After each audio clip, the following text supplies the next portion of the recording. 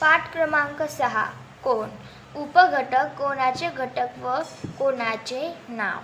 तर चला आपण आता कृती क्रमांक 1 पाहूया. कृती 1. खालील आकृतीचे निरीक्षण कर व खालील प्रश्नांची उत्तरे दे. म्हणजे आपल्याला इथे कोणाची आकृती दिलेली आहे आणि त्याचे निरीक्षण करून आपल्याला खालील दिलेल्या प्रश्नांची उत्तरे सोडवायची आहे. तर चला पहिला प्रश्न वाचूयात. प्रश्न अ. वरील आकृतीत किती रेखा आहेत. रेखा म्हणजेच किरण, रेज म्हणतो आपण त्याला इंग्लिशमधून. तर रेघा किती आहेत बरं. तर रेघा C1 आहे आणि रेघा CB1 आहे. तर पहिली रेघा लिहूयात CA आणि दुसरी रेघा लिहूयात CB. अशा 2 रेघा असतात एका कोणामध्ये. तर नंतर ब प्रश्न पाहूयात. आकृतीत रेघांचे नावे लिही. आपल्याला इथे नावं लिहायची होती, ते फक्त किती आहेत विचारले होते. तर काही हरकत नाही, मी आता इथे लिहिते नावे आणि इथे किती आहेत ते लिहिते. आता लिहिते मी इथे 2 असे लिहायचे होते. तर रेघा किती होत्या. तर 2 होत्या, ही 1 आणि ही 1 आणि 2. आता इथे विचारले होते की रेघांची नावे. तर रेघांची नावे म्हटले की C1 आहे आणि CB1 आहे. त्याच्यानंतर क प्रश्न पाहूयात. आकृतीतील शिरोबिंदूचे नाव लिही. शिरोबिंदू म्हणजे कोणता असतो माहिती आहे का तुम्हाला. बिंदू आणि शिरोबिंदू मध्ये खूप फरक आहे. शिरोबिंदू म्हणजे त्यापासून 2 किंवा 2 पेक्षा जास्त रेज किंवा किरण निघतात, त्याला शिरोबिंदू म्हणतात. आणि बिंदू, नुसते बिंदू म्हणजे मग हे कुठलेही, ह्याला सुद्धा आपण नाव दिले की हे सुद्धा एक बिंदू होतो. पण हे शिरोबिंदू विचारला आहे तर तो आहे C, ज्याच्यापासून 2 किरण निघलेली आहेत आणि त्यापासूनच कोण तयार झालेला आहे. तर याच्या शिरोबिंदूचे नाव आहे C. त्याच्यानंतर ड प्रश्न. पुढील आकृतीमधील कोणाचे वाचन किती प्रकारे करता येते. तर आपल्या पुढील आकृतीमध्ये कोणाचे वाचन किती प्रकारे करता येते. तर 2 प्रकारे. कोणत्या कोणत्या. कोन ACB किंवा आपण असे म्हणू शकतो कोन BCA. पण एक लक्षात आपल्याला इथे ठेवायचे आहे की कोन BAC किंवा कोन ABC असे आपण म्हणू शकत नाहीत, कारण की इथे जोडणारी रेषा नाही आहे. जर आपण तसे म्हटले तर तो त्रिकोण तयार होईल, पण आपल्याला इथे कोण तयार करायचा आहे. म्हणून जिथून जी रेषा ओढलेली आहे, जिथून जी रेषा जोडलेली आहे, तर A पासून C कडे, C पासून B कडे असेच आपल्याला म्हणायचे आहे. किंवा आपण असे म्हणू शकतो B पासून C कडे, C पासून A कडे. पण आपण असे नाही म्हणू शकत, इथे रेषच नाही आहे ना, इथे रेख पाहिजे होती, तेव्हा आपण इथे म्हणू शकलो असतो A पासून B कडे, B पासून C कडे, C पासून A कडे. पण इथे रेष नाही आहे, हा कोण आहे, हा त्रिकोण नाही आहे. म्हणून याचे वाचन आपण 2 प्रकारे करू शकतो. एक म्हणजे ACB आणि दुसरं म्हणजे BCA. तर आपण इथे लिहिणार 2 तुम्ही अंकात सुद्धा काढू शकता, पण मी अक्षरात काढत आहे. 2 प्रकारे आपण याचे वाचन करू शकतो. तर आता नंतरचा ई प्रश्न काय आहे. कोणाचे वाचन करू ते नाव लिही. म्हणजे आता आपल्या इथे कोणाचे वाचन करायचे आहे आणि ते त्यांचे नाव लिहायचे आहे. तर चला वाचन करूयात. आधी मी इथे लिहिते कोण, किंवा तुम्ही असे चिन्हसुद्धा काढू शकता, पण मी कोण लिहित आहे. तर कोण ACB एक प्रकार असू शकतो याच्यात. कोण ACB आणि नंतरचा एक आहे तो आहे कोण BCA. कोण BCA. तर अशा प्रकारे आपण वाचन केले आणि कोणाचे नाव सुद्धा लिहिले. अशा प्रकारे आपली कृती क्रमांक 1 इथे संपलेली आहे. आता आपण कृती क्रमांक 2 पाहूयात. कृती 2. दिलेल्या आकृतीत कोणांची संख्या किती आहे. आता या आकृतीमध्ये कोणांची संख्या किती आहे बरं. तर इथे कोण तयार होत आहे पहा, इथे कोण तयार होत आहे. 2च आहेत, पण असा सुद्धा एक कोण तयार होतो जो बाहेरून असतो, तो आपण नंतर पाहू शकतो. पण सध्या तरी आता 2च कोण तयार होतात, म्हणून आपण इथे लिहूयात 2 किंवा असे लिहू शकतो. तर अशा प्रकारे आपली कृती क्रमांक 2 इथे संपली आहे. आता आपण कृती क्रमांक 3 पाहूयात. खालील तक्ता पूर्ण कर. आपल्याला इथे तक्ता दिला आहे, त्यामध्ये कोणाची आकृती दिली आहे, त्या कोणाचे नाव लिहायचे आहे. कोणाचे प्रकार आणि कोणाचे नाव हे खूप वेगवेगळे आहे, त्यामध्ये खूप फरक आहे बरं का. कोणाचे नाव म्हटले की त्याचे नाव लिहायचे असते आणि कोणाचा प्रकार ओळखा म्हणलं तर मग तो कोणता आहे, लघु कोण आहे, विशाल कोण आहे किंवा कोणता काटकोन आहे, सरळ कोण आहे, शून्य कोण आहे असं आपल्याला ओळखायचे असते. पण कोणाचा प्रकार म्हटलं, कोणाचे नाव जेव्हा म्हणतील ना तेव्हा कोण जो आहे तो लिहायचा असतो. नंतर यामध्ये कॉलम तक्ता आहे, त्याच्यानंतरचा आहे कोणाचा शिरोबिंदू ओळखायचा आहे, कोणाची बाजू ओळखायची आहे. तर आपण आता हे सोडवूयात. तर चला मग आता आपण पहिली आकृती पाहूयात. तर पहिल्या आकृतीमध्ये आपल्याला अशा प्रकारचा कोन दिला आहे. तर आता या कोणाचे नाव काय आहे, तर या कोणाचे नाव आहे पहा कोण, किंवा तुम्ही तसे सांगितल्याप्रमाणे चिन्हसुद्धा देऊ शकता अशा प्रकारचे, मी देत नाही आहे. कोण, आता कोणता कोण आहे, COA म्हणायचे याला, COA किंवा मग असं सुद्धा म्हणू शकतो. तिथे मला जागा नाही पुरत म्हणून मी खाली लिहिते. कोण AOC पण आपल्याला म्हणू शकतो अशा प्रकारे. तर आता याचा शिरोबिंदू कोणता आहे, तर शिरोबिंदू हा आहे O.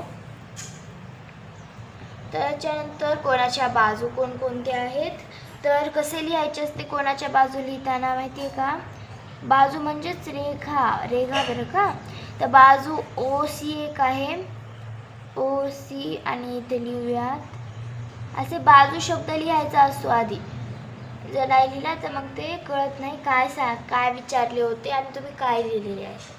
तर आता आपण पुढच्या पानावर पाहूयात. त्याच्यानंतरची आकृती आहे ही. तर आता ह्या आकृतीचे नाव काय आहे, तर लिहूयात कोण. आपण इथे HMN लिहू शकतो किंवा आपण असे लिहू शकतो कोण NMH अशा प्रकारे.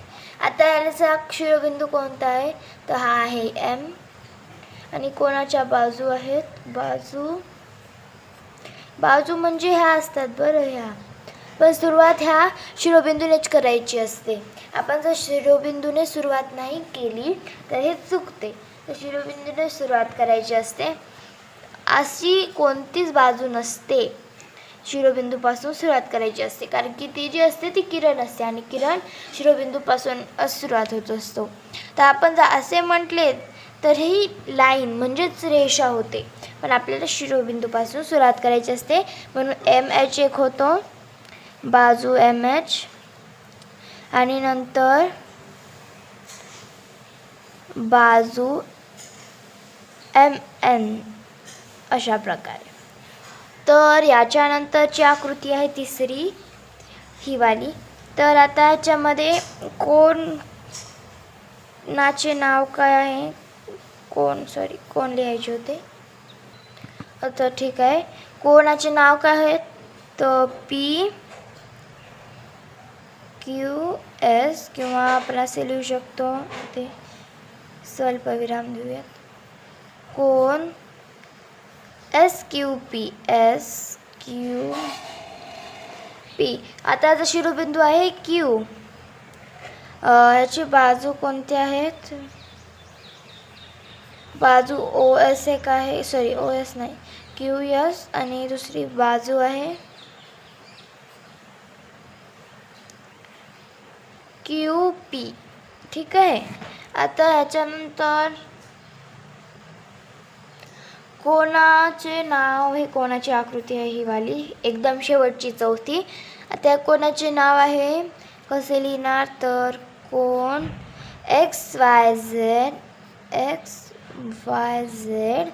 आणि नंतर कोणता आहे, तर तो आहे SYX अशा प्रकारे. तर आता याच्यानंतरचा शिरोबिंदू आहे Y हे वाला आणि याच्या बाजू जे आहेत त्या आहेत बाजू YZ आणि बाजू YX ही वाली. तर अशा प्रकारे आपली कृती क्रमांक 3 इथे संपली आहे. आता आपण कृती क्रमांक 4 पाहू. कृती 4. दैनंदिन जीवनामधील ज्या चित्रांमध्ये कोण आढळतात त्या चित्राच्या खालील गोल पेनाच्या सहाय्याने रंगव.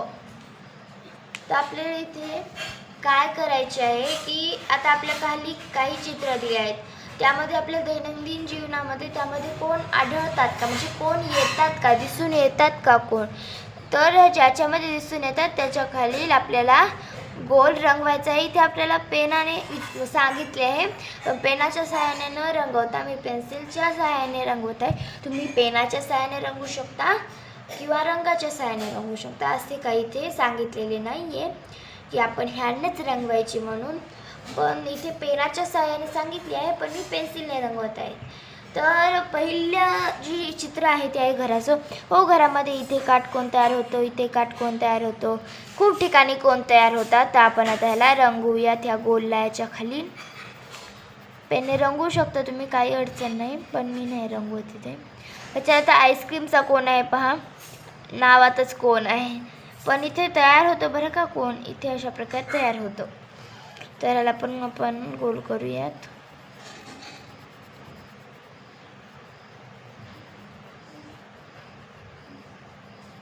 त्याच्यानंतर ह्या चेंडूमध्ये तयार होत नाही कोण, हा गोल असतो.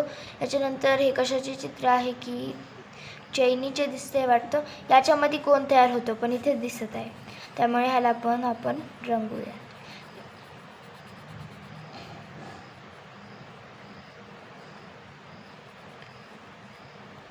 याच्यामध्ये होत नाही कोण तयार, हा सगळीकडून भरीव असतो, म्हणजे असा गोल असतो, आपण पाहिले आहेत मागच्या.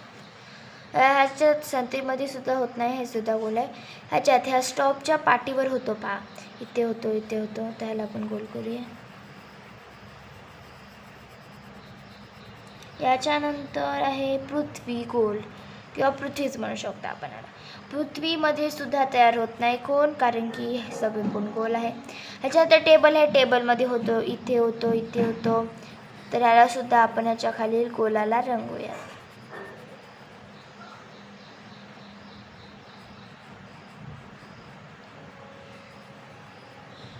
तर अशा प्रकारे आपली कृती क्रमांक 4 इथे संपलेली आहे. आता आपण पुढच्या उपघटकातील कृती क्रमांक 1 पाहूयात, जी की पुढच्या पानावर आहे.